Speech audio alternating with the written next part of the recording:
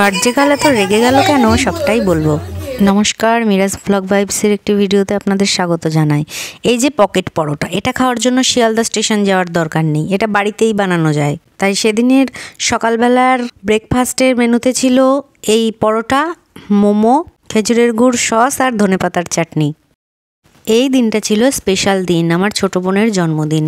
আর সেদিন ছিল নিরামিষ, তাই জন্মদিনের দুপুরের মেনুতে ছিল ফ্রাইড রাইস, আলুর দম, চাটনি, 5 রকম ভাজা আর 5 রকম মিষ্টি।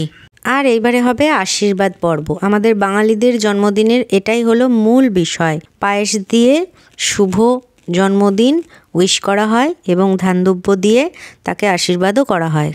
কেক যে কাটা হয়নি তা নয়, কেকটা হবে রাত্রে। তবে আমাদের বাঙালিদের এই পায়েস মুখটাই হলো সবচেয়ে আসল। এবার এক এক করে সবাই আশীর্বাদ করছে, সেই ভিডিওগুলো আপনারা দেখতে থাকুন।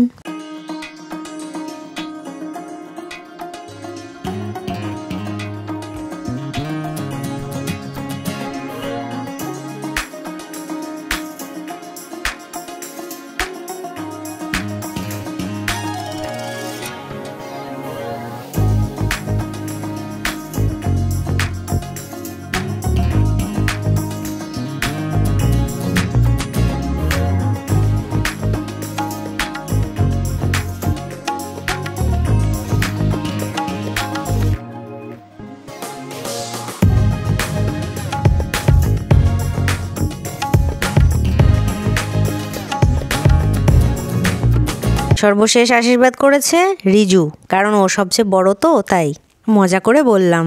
ওর মাসির মুখে পুরো মিষ্টিটাই দিতে চেয়েছে, কিন্তু ওর মাসি এক টুকরো ভেঙে নিল আর ওকে একটু বকাও দিয়েছে।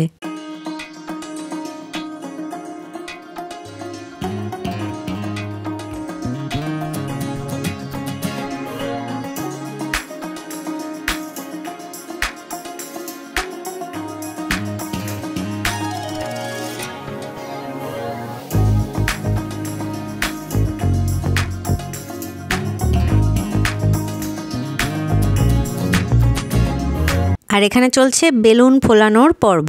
যার জন্মদিন সে এবং রিজু দুজনা মিলেই বেলুন ফোলাচ্ছে, আর আমি শুয়ে শুয়ে ভিডিওটা করছিলাম। আর এটা হলো সন্ধেবেলার কেক কাটার ভিডিও।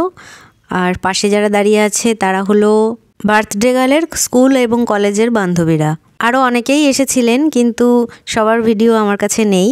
আমি যেটুকু ভিডিও কালেক্ট করতে পেরেছি সেটুকু আপনাদের সামনে তুলে ধরলাম। আর প্রথমেই দেখালাম বার্থডে গার্ল কেন রেগে গিয়েছিল। ওই মাথায় স্নো স্প্রে করা হয়েছিল, এই জন্য রেগে গিয়েছিল। আর সেটা রিজু কাউকে না জানিয়ে স্প্রে করেছিল। এই ভিডিওটা এই পর্যন্তই থাক, পরবর্তীতে আবার দেখা হবে। ধন্যবাদ।